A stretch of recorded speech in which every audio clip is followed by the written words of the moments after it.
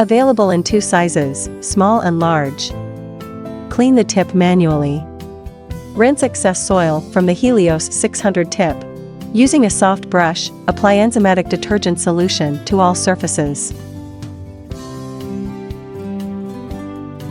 Rinse, dry and inspect the tip.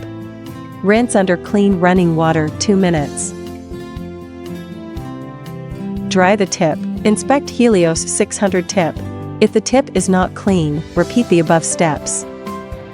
Use a lens tissue or lint-free cloth to remove any dust from the mirror in the tip. Put the tip in paper sterilization pouch. Fill the tip with gauze.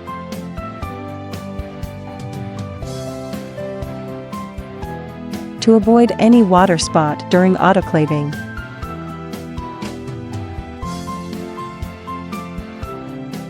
Sterilize in an autoclave.